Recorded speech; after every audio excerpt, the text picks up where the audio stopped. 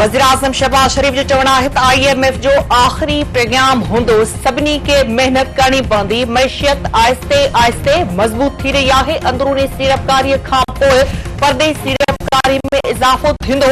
सीड़पकारी हुकूमत जी पहिरीं तरजीह आहे। मुल्की तरक्की जा टारगेट वफ़ाक़ सूबनि खे गॾिजी हल करणा पवंदा।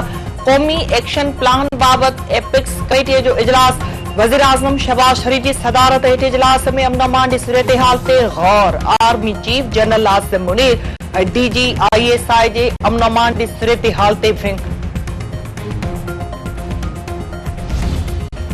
इक़्तिसादी राब्ता कमेटी सियारे जी मुंद लाइ विंटर पैकेज जी मंज़ूरी ॾेई छॾी। बिजली सहूलियत पैकेज घरेलू सनती कमर्शियल ऐं सनती वापादारनि ते थिए थो।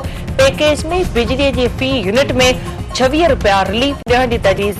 वाधू बिजली इस्तेमाल करण ते टैरिफ में रिलीफ ॾिनो वेंदो। विंटर पैकेज दिसंबर 2024 खां फरवरी 2025 लाइ हूंदो।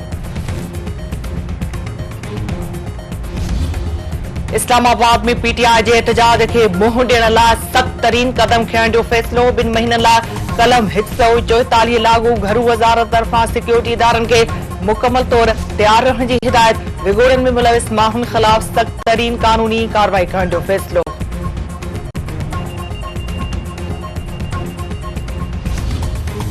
सीनियर सूबाई वज़ीर शदील इनाम मेमन जो चवण आहे त सिंधु दरिया मथां कैनाल ठाहिण ते सिंध खे सख़्त ख़दशा आहिनि। सिंधु दरिया मथां 9 कैनालनि ख़िलाफ़ सिंध सरकार जो मौक़िफ़ वाज़िह आहे। मुआशी हालतूं बेहतर थी रहियूं आहिनि। स्टॉक मार्केट में तेज़ी आहे। तहरीक इंसाफ़ खे मुल्की तरक्की हज़म न थी रही आहे। कुझु माण्हू डिजिटल दहशतगर्दी करे रहिया आहिनि। हथियारनि जे ज़ोर ते मुल्की सियासत में कुझु न कुझु मंझराइजे।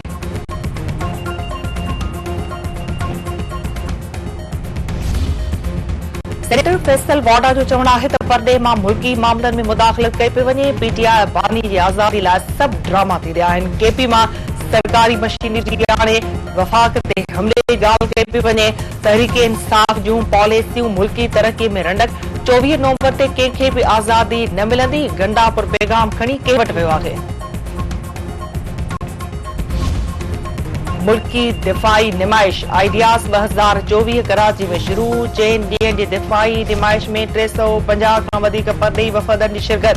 ख्वाजा आसिफ जो चवण आहे त मुख़्तलिफ़ मुल्कनि जा वफ़द दिफ़ाई निमाइश मां फ़ाइदो हासिल कंदा। टेक्निकी समेत अहम मामलनि ते गौर कयो वेंदो।